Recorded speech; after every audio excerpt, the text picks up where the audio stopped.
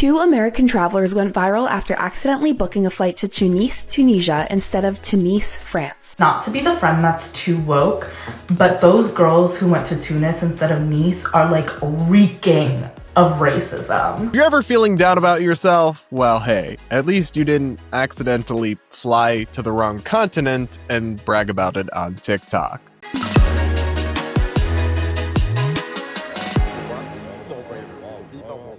We're going to break down a hilarious but kind of depressing story that's going viral on TikTok and so much more on today's episode of the Bread vs. Everyone podcast, my daily show, where we take on the craziest ideas from across the internet, our media, and our politics, all from an independent perspective.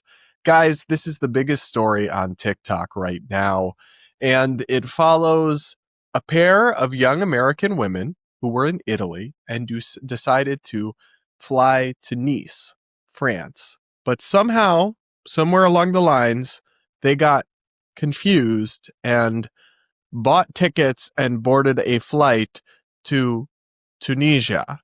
Tunis, as in Tunis, Tunisia in Africa. And then hilarity ensued. They uploaded the footage of them learning all of this in real time up to TikTok, and it's now exploded and become a viral sensation, even leading some people to accuse the idiots of racism. We're going to react to all of it and discuss it. Here's a video summing up the controversy from Brut. Two American travelers went viral after accidentally booking a flight to Tunis, Tunisia, instead of Tunis, France. The women who were traveling through Europe over the weekend didn't realize their mistake until they were already on the plane, a moment captured in a now viral TikTok video. Is this going to Nice? Tunis, yeah. I thought you said to Nice, which is in France. Oh. That's why you confused me. Wait, where is this going? Tunis, yeah, in Tunisia. TikTok creator Brittany Dizialo documented the entire ordeal, posting more than 21 videos in just 24 hours, which have collectively racked up millions of views. After speaking with flight attendants, they learned they had no choice but to stay on the flight and figure out their next steps once they landed in Tunisia. Nice. We told them Nice. Yes, later. After this flight. It's gonna go to Nice? We change the plane later in Tunis. We're gonna have to go change it in Tunis. From there, Brittany chronicled their unexpected detour, arriving in Tunis, trying to explain their situation to airport employees, and scrambling to find a way to Nice. We told them we needed a new flight to Nice, France, but they accidentally booked us to Nice, Africa, period. At first, they were told there were no available flights until morning, but after speaking with a supervisor, they managed to secure seats on a later flight that same night, though they had to pay out of pocket for the new tickets. Exhausted but relieved, the duo finally made it to Nice by the next morning. While the girls were able to laugh through their pain, the saga has been met with a mix of opinionated TikTokers, many criticizing them for their blindness to the mistake of booking the wrong ticket until they had already boarded the plane. Their whole spiel is just so painfully stereotypical American when it comes to their perception of Africa being one huge scary place, wrote Ben Schlappig on the travel news site 1 Mile at a Time. He continues, and then I love how they talk about how they were rebooked to a country where they don't speak English. Wait till they find out what language is in France. Some sympathize with the mix-up, noting that Tunis and Tunis sound nearly identical when spoken. Who do you think is at fault for the mix-up? The airline for the language confusion, or Brittany and her friend for not double-checking their tickets? Let us know in the comments. Y'all, if you're ever feeling down about yourself, at least you're not this dumb. Like, I'm almost speechless that this even happened. How do y'all not read? Do y'all not look at the ticket you were handed or that was on your phone? Do you not go to, I fly a lot. When you go to the gate, you don't see the big sign that says Tunis on it instead of Nice. Like, there are so many steps and levels to this where this had to go wrong that ultimately do fall back on just these girls being dumb for me. And yeah, so it sounds like they were at the counter or whatever, and they asked for new tickets to Nice, and the person gave them tickets to Tunisia. but it's like, and obviously that would be the employee's mistake if that's what happened. Maybe there was a language barrier or something, but there's really no excuse for not realizing that. And there's just no, I don't know, like the adulting is not in the room with us, with these girls, and the way they handled it, I found very silly. The video was like, well, and they had to buy new tickets out of pocket. Yeah, I don't see why they wouldn't. This is their fault. Like, why would they be reimbursed for all their flights or travel? Or it's not like the airline messed up or anything. I mean, maybe the attendant messed up, selling them the wrong tickets. We don't even know exactly what happened. But regardless, like, they boarded the wrong flight through all those steps and didn't realize it. That's wild to me. And then, I mean, I have some sympathy. It probably sucks to be in a random airport like that, but I do not think they're victims. And I'm also struck by, like, why on earth would you vlog and upload this to the internet? I genuinely can't fathom that. If I made a mistake this embarrassing and this, like, really dumb, you couldn't waterboard that information out of me. But now in our social media era, it's like, share everything. Even embarrassing yourself is great if it will go viral and get you attention. I think that's a destructive incentive structure. I really do. But I do not necessarily think these girls are evil racists or anything like that. Yet that's the take of some deranged critics on TikTok. And we're going to take a look at those videos from haters after this. AI is the future, especially for content creators. And today's sponsor, Opus Clip, is the most powerful growth tool ever built for creators. Its amazing clipping and automated editing services are used by top creators from Jubilee to Tom Segura to, of course, yours truly. One recent Jubilee clip made with Opus Clip actually got 52 million views on X. They're not 100% safe. Nothing in life is 100% safe. Driving or walking here today is not 100% safe. I could have a heart attack right now. Cannot predict it. But what we can do is try to do the best that we can with the information that we have. Opus Clip has helped people reach new audiences, drive views to long-form content, make a splash on TikTok, get started on YouTube, and so much more. Don't get left behind. To start your content journey today, check out the link in the description and get a week free of Opus Clip Pro and then 3 months at 50% off. Only available now at the link in the description. Now back to today's show. Now let's listen to a video of somebody accusing these girls of racism because of their foolishness and stupidity and kind of goofiness with which they handled all of this. Take a listen. Not to be the friend that's too woke, but those girls who went to Tunis instead of Nice are like reeking of racism. Genuinely, I think the reason that these women were acting so helpless is the same reason that they kept saying Tunis, Africa. Like, they don't realize that people live modern, regular, schmegular lives on the continent of Africa. Like, they think that they were dropped in a foreign world. Baby girl, you are in Tunis. People vacation there. And again, I know that this makes me so woke or whatever, but like, what the hell? And if those girls happen to see this video, I want you to know from deep down in my heart, that entire plane of North Africans were laughing at you. They probably still are laughing at you. And I'm laughing with them. Get a map. Well, she seems lovely and kind and very stable. I mean, this kind of critical commentary of these girls is all over TikTok right now. And I don't think everything needs to be turned into some sort of identity or grievance-based thing. It's not racist. They're just stupid. Like, they're just airhead girls. I don't know what to tell you. They're nothing racist about not wanting to accidentally wind up in Africa. Okay? Like, first off, traveling to Africa in many cases is a serious thing, right? You don't want to just end up there by accident. There's often vaccinations you need to receive. There's paperwork you have to do. I would be distressed. The same way I would be distressed if I'd accidentally flown to Asia. Like, intercontinental travel is kind of a big deal. Now, obviously, they were going from Italy to Africa in this case, which is not quite as big a deal as going from the US to another continent. But I think they're justified in being distressed about being stranded in a random airport in Africa. And I don't think that makes them racist. I really don't. Maybe I'm crazy. But also, anytime you're starting the sentence with not to be the friend that's too woke, you're admitting that your opinion that you're about to say is probably annoying and dumb. So maybe just save us, like spare us. Just don't say it. If you know that you're going to be too woke, then don't be. It's a very annoying genre of commentary. And yeah, I'm sure people were laughing at them, but like, I don't know. Do you really have to make everything about race? Really?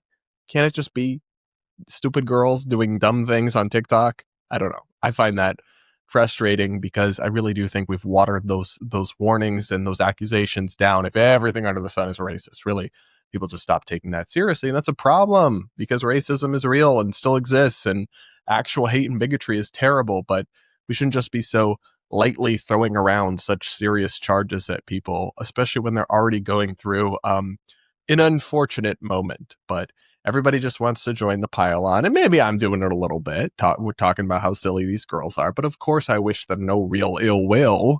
I just hope they learn from this and maybe stop live streaming their life failures. But yeah, I found this annoying and frustrating. Not everything has to be an identity grievance issue, and we can't even have a funny story trend like this story is trending without people politicizing it and making it an identity politics thing. It's annoying. It's exhausting. Y'all exhaust me. But what do you guys think? Do you have sympathy for these girls that unintentionally flew to Africa? Do you think it's their own fault? That's where I lean. Do you think they're evil, racist meanies for being upset about accidentally being stranded in a Tunisian airport? I don't, but I want to hear from you guys. So do let me know what you think in the comments below. Make sure you're subscribed if you aren't yet.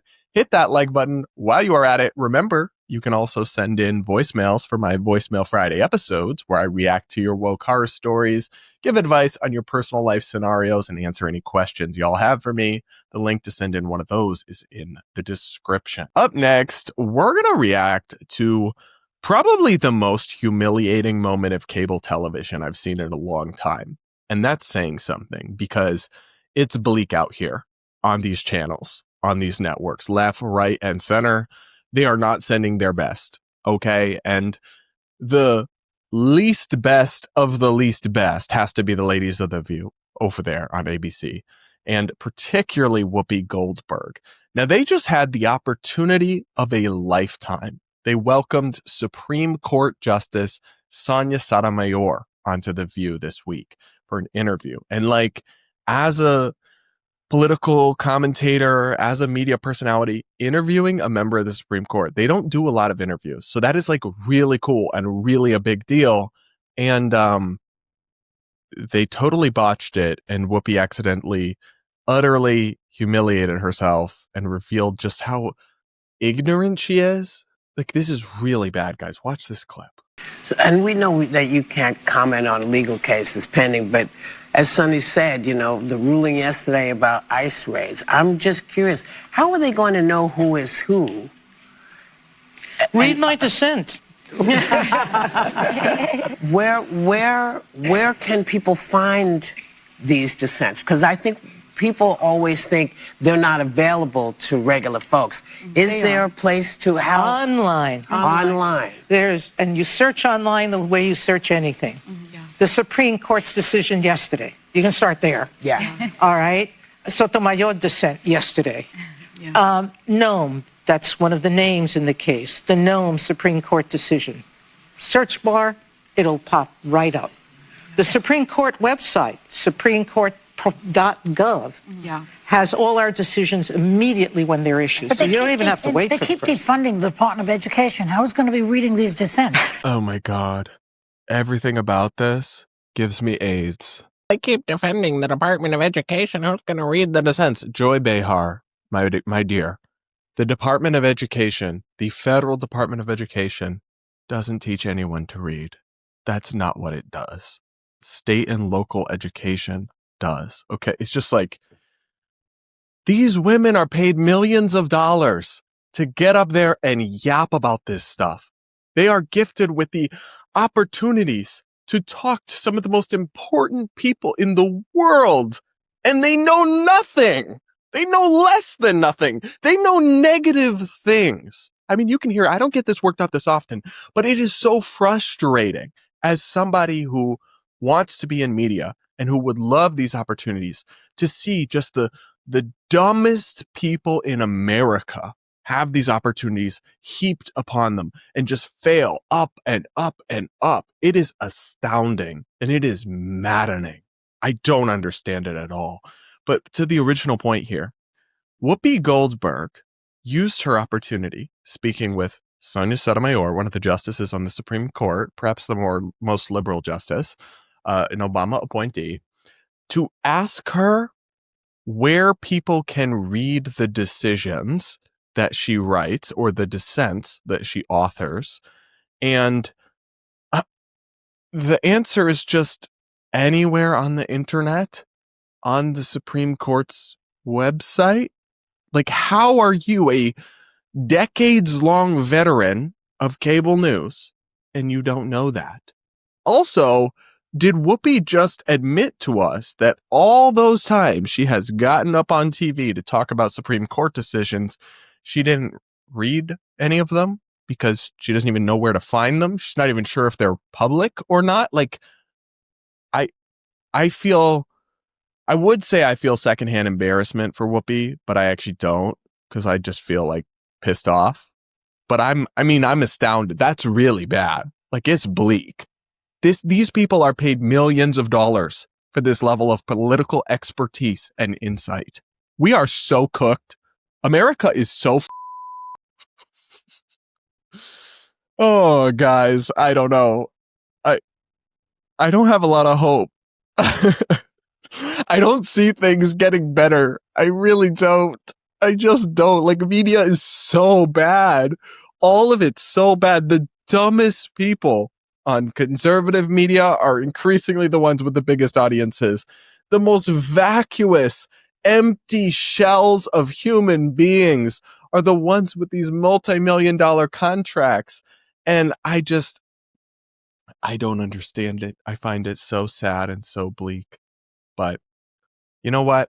At least we have YouTube and we have this emerging new media ecosystem that I think over time may replace a lot of this stuff, and more people will tune in. And hopefully to shows like this, where you might not always agree with it. I mean, I know I have iconoclastic opinions that don't fit neatly into one box, but I can promise you I will never be that astoundingly ignorant and will always have a slightly more informed take than Whoopi Goldberg. Although apparently that is saying absolutely nothing. What do you guys think? Can you believe this clip is not AI? This is real. This is real. Can you believe this? Let me know in the comments below. Hit that like button while you're at it. Make sure you're subscribed, yada, yada, yada. And now we're going to check in with a MAGA influencer who is making a eyebrow-raising claim, suggesting on an appearance on Tim Pool and also on his show on America's Voice that we are essentially experiencing an epidemic of violence against white people, so much so that white women are being hunted. That is the argument being put forward by MAGA influencer Jack Posobiec, who actually I believe is so well connected and ingratiated in the Trump administration that he traveled with Pete Hegseth, and he is of course known for Pizzagate and other kind of conspiracy theories, but he's a very prominent right-wing influencer and commentator, and he's now pushing a very alarmist narrative about the state of violence against white people in America. Listen to this. Right. And one story that we tell or have been telling for decades now is this complete lie that there is some kind of racial conspiracy to create a figment of black crime in America, when in reality, and you can see the statistics, you can see the data, that unfortunately we have a problem of mass violence against white people in this country that has gone completely unchecked and in some cases encouraged. And in every single case, you have people like Van Jones going on TV and making excuses for it. And it's disgusting. It is open season on white people in this country. So this claim comes in the context of the Ukrainian refugee, the white woman who was murdered in this horrific crime that we talked about on the show, this senseless random attack by, yes, a black man who was clearly deeply mentally ill, had been arrested many times, and shouldn't have been on the street. But a lot of these right-wing influencers are turning this into like a race war, race panic thing.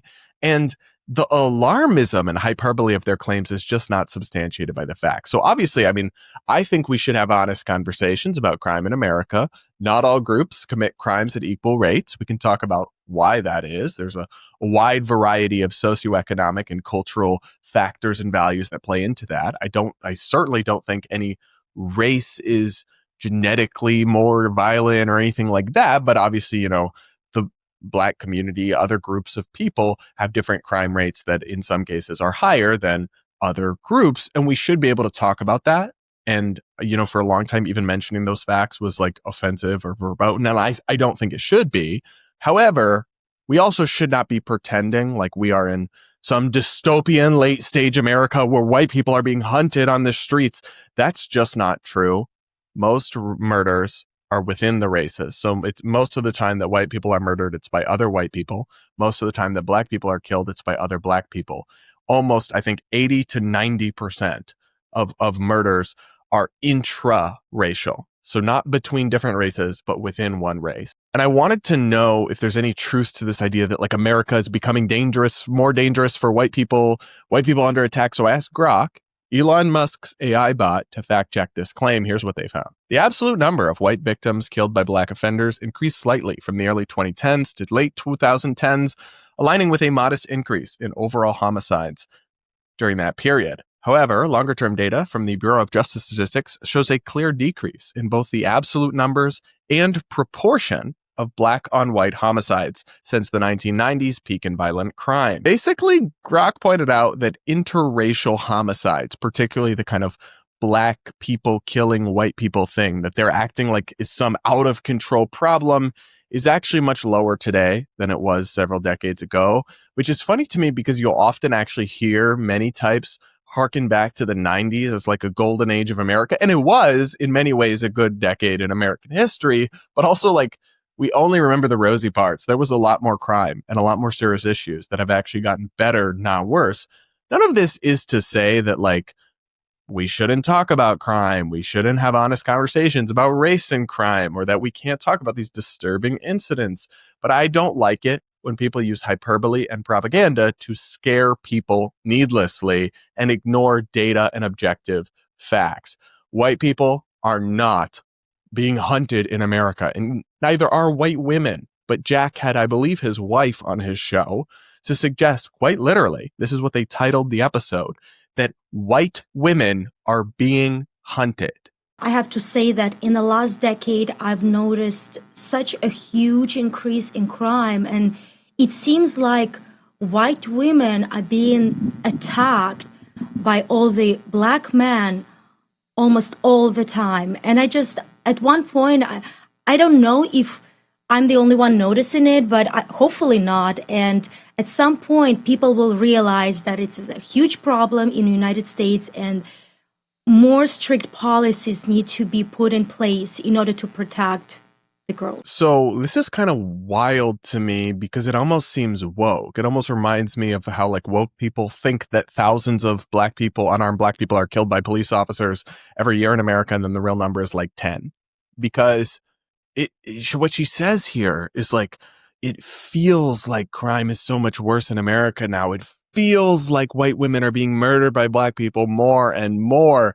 Well, your feelings are not facts, and your feelings, your anecdotal perceptions don't tell us anything about reality. So you are telling the public, you got an audience of thousands upon thousands upon thousands of people, white women are being hunted in America, when that is just not borne out. Obviously, we have this high profile incident that's terrible, evil beyond comprehension.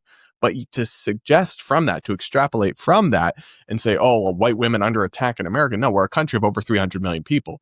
Terrible, isolated incidents are going to happen, and they don't necessarily prove the existence of a massive systemic problem. So what do the actual facts say about this? Again, I wanted to check this. So I asked Grok to fact check some of these claims, and here's what they've got. Direct data, mostly from the federal government. For context, in 2020, a peak year for homicides, the white female homicide rate was 3 per 100,000. And numbers have actually declined since then, aligning with overall homicide trends. But even on its own terms, so even using like the highest year in recent years, 3 out of 100,000 is not being hunted.